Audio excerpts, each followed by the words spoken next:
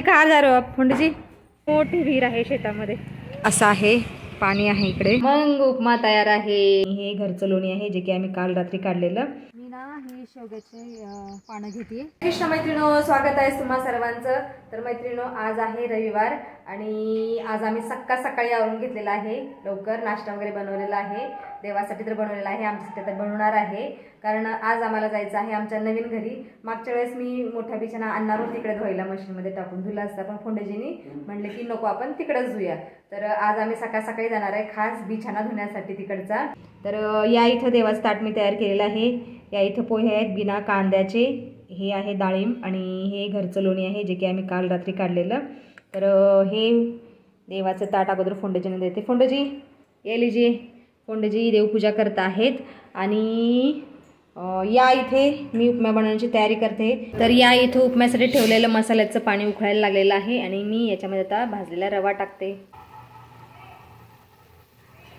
हा गेला भाजलेला रवा. चला तर मग टेस्टी उपमा तयार आहे. टेस्टीला मराठीमध्ये काय म्हणतात? चवदार खमंग उपमा तयार आहे. तर हा उपमा मी अगोदर फोंडेजींना देणार आहे कारण फोंडेजींची आंघोळ झालेली आहे आणि माझे चिरंजीव आत्ता उठलेले आहे, त्यामुळे ते खातील नंतर. आता आम्ही दोघं खाऊन पटकन निघतो. तर हे ताट फोंडेजींसाठी घ्या. फोंडेजी हेल्दी नाश्ता, हेल्दीला काय म्हणतात मराठीत? आरोग्यदायी पौष्टिक नाश्ता खा लो. आओ जाओ. ओके चलिए जी. चाय घेतली का? चावी आप के ही पास है. ओके डोले शोले. चलो आती हूँ बेटा, आती हूँ. पार्किंगमध्ये आलेलो आहोत आणि इथे बघा हे नाईट ड्युटी करून थकलेले आहेत. हांजी उठो. एक इथं झोपलाय, एक तिकडे झोपलाय आणि एक या इथं.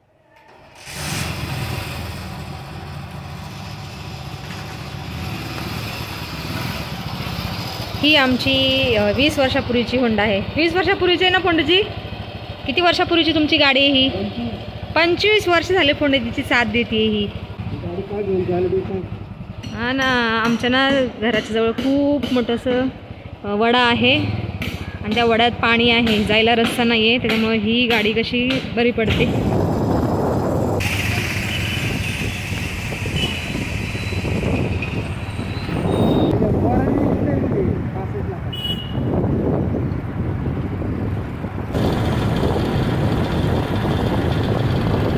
आमच्या नवीन घराकडे जाणारा रस्ता असा आहे, पाणी आहे इकडे, त्याच्यामुळे काय होतं पावसात खूप त्रास होतो. आता फोंडेजी तर गेलेत असल्या पाण्यामध्ये. मी चाललेली आहे आणि वरून भिंत आहे, त्या भिंतीवरून मी जाणार आहे. तर भरपूर पाणी आहे, गाडीचं चाक पूर्ण जाते पाण्यामध्ये, एवढं अजून पाणी आहे. तसं तर पाऊस थांबलेला आहे 15-20 दिवस झालं, तरी पण पाणी आहे. मी या इथे मोठी विहीर आहे शेतामध्ये, या विहिरीला खूप पाणी असतं आणि हा रस्ता आहे वरून, तर मी इकडून जाते. भीती वाटते गाडीवर बसायची मागे, म्हणून मी वरून चालत जाते. तर फोंडेजी पोचले तिथपर्यंत. का थांबलेत काय माहीत, गाडी बंद पडली का काय माहीत. म्हणजे चला, तर हा प्रॉब्लेम आहे इथं फक्त, नाहीतर बाकी खूप छान असं गावाकडच्या सारखं वातावरण आहे. एकदम छान वाटतं, निसर्गाच्या सानिध्यात घर आहे आमचं, छान वाटतं एकदम. चला तर आम्ही पोचलो आमच्या नवीन घरामध्ये. जाम झाला दरवाजा पावसामुळे. तर मी अगोदर बिछाना पावडरमध्ये भिजायला टाकते, कारण आता ऊन आहे, म्हणून मी अगोदर कपडे भिजायला टाकते पावडरमध्ये. भरपूर कपडे तर भरपूर पावडर टाकते.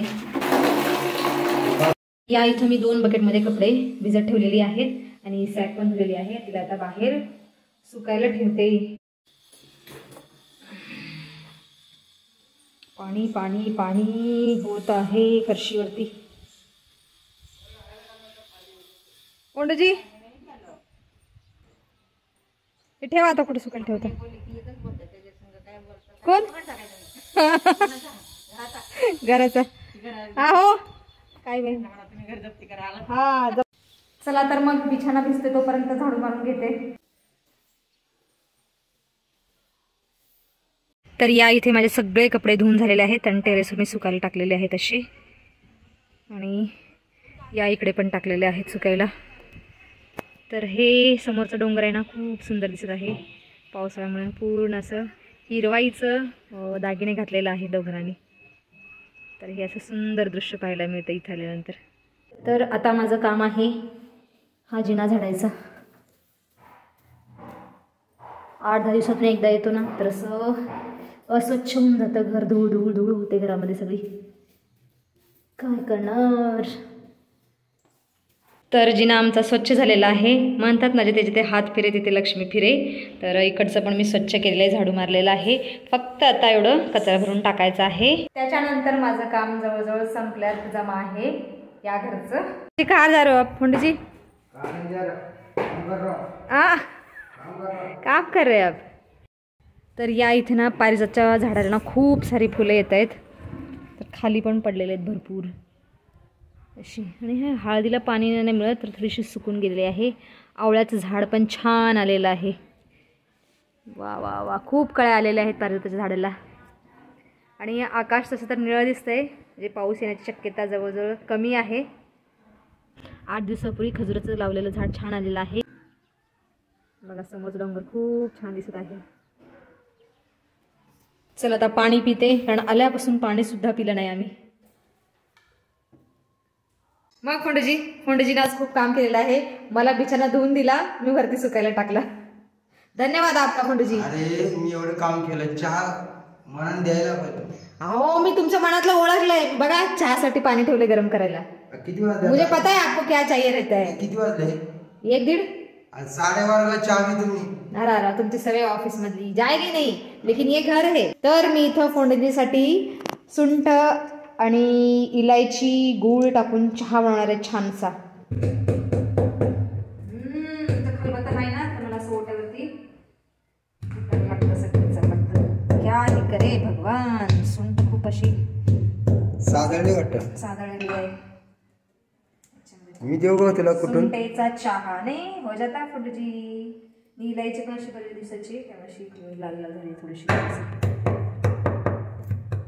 तरी ह्या घरातली खूप कामं झालीत आमची आज. जिना सुद्धा जवळजवळ 2-3 आठवड्यापूर्वी झाडू मारला होता, त्यानंतर झाडूच मारला नाही. तर आज जिना पण झाडू मारला गेला, साफसफाई झाली, मेन बिछाना धुला गेला. जास्त काम मी केलं, तुला कुठेतरी वाटलं माझ्याबद्दल दया आली, त्याच्यामुळे तू मनाने चहा ठेवला. धन्यवाद. कामं झाली पण मला खूप आनंद वाटला. आणि मेन म्हणजे निसर्गाने साथ दिली. पाऊस आला नाही आज. ऊन पडलंय. हा ऊन पडलंय, बिछाना आपला सुकून गेल सगळा. चलिए 15 मिनट में आपको चाय मिल जाएगी. ठीक है. हॉटेलमध्ये एवढा वेळ लागत नाही, नुसतं चहा म्हणलं की आणून देतो. मी तुम्हाला ना असा चहा बनवून देणार ना, कोल्हापूरवरून आणलेला गुळाचा चहा बनवून देणार आहे तुम्हाला. ठीक आहे चालेल. ਹਾਂਜੀ छान असा पौष्टिक चहा तयार आहे. याच्यामध्ये पावडर पासून बनवलेलं दूध टाकणार आहे. तर हे पण मी मगाशी गरम करून ठेवलेलं आणि आता थोडंसं गरम केलेलं आहे. आणि या चहा उकळत्या चहा दूध कधी टाकायचं नसतं, नाहीतर चहा फुटतो. तर मी अगोदर चहा काढून ठेवलेला आणि आता थोडंसं दूध गरम केलेलं आहे. तर याच्यामध्ये हे ओतते. आणि चहा बघा, हा चहा अजिबात फुटला नाहीये. फुल कप भरून चहा झालेला आहे.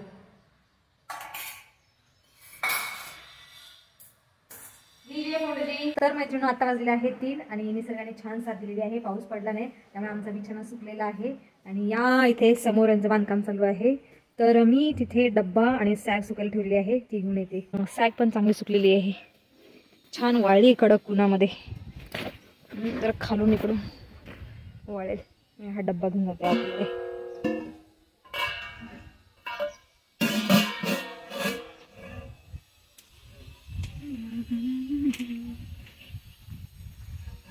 गाडीवर ठेवते. आणि या इकडे शेवग्याचं झाड छान वाढलेलं आहे. वा वा वा वा वा छान छान. आणि इकडे पपया पण आहे. पपया काही पिकत नाहीत लवकर. इकडच्या झाडाच्या पपया लहान आहेत, बारके आहेत. आणि झाडाच्या पपया खूप मोठ्या आहेत. तर अशा पिकतील असं वाटतंय लवकर. भरपूर पपया आलेत. वा वा वा वा छान छान छान. आणि एक पपई मी जाते वेळेस घेऊन जाणार आहे. कच्च्या पपईची भाजी खूप छान होते. तर आज कच्च्या पपयाची भाजी बनवेल आणि उद्या सकाळी शेवग्याच्या पानाची भाजी बनवेल मी. तर जाते वेळेस एक कच्ची पपई आणि शेवग्याचा पानं घेऊन जाते.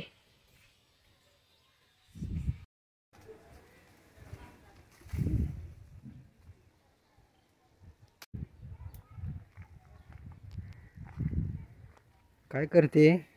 मी ना ही शेवग्याचे पानं घेते आणि याची भाजी मी उद्या सकाळी बनवणार आहे. तर शेवगा हा शरीरासाठी खूप आरोग्यदायी आहे आणि याच्यामध्ये खूप सारे पोषण तत्व आहे. शेवग्याच्या शेंगामध्ये तर व्हिटॅमिन असतं, कॅल्शियम असतं आणि पाल्यामध्ये तर त्याच्यापेक्षा जास्त असतं. त्याच्यामुळे मी हा कोवळा पाला घेतलेला आहे आणि उद्या सकाळी मी याची भाजी बनवणार आहे. तो औषधी असतो हा शेवगा. तर मी एवढी पानं घेतलेली. आज संध्याकाळी कोणती भाजी करणार? आज संध्याकाळी ना मी पपईची भाजी बनवणार, कच्च्या पपईची. तर मैत्रिणींनो, मी ही शेवग्याची पानं अशी तोडते इथून तोडून मी ह्या कॅरीबॅगमध्ये घेऊन जाणार आहे. आणि एवढं सगळं घेऊन जाणं अशक्य आहे आणि खराब पण होते शेवग्याची पानं. तर मी ह्या कॅरीबॅगमध्ये अशी तोडून घेऊन जाते घरी.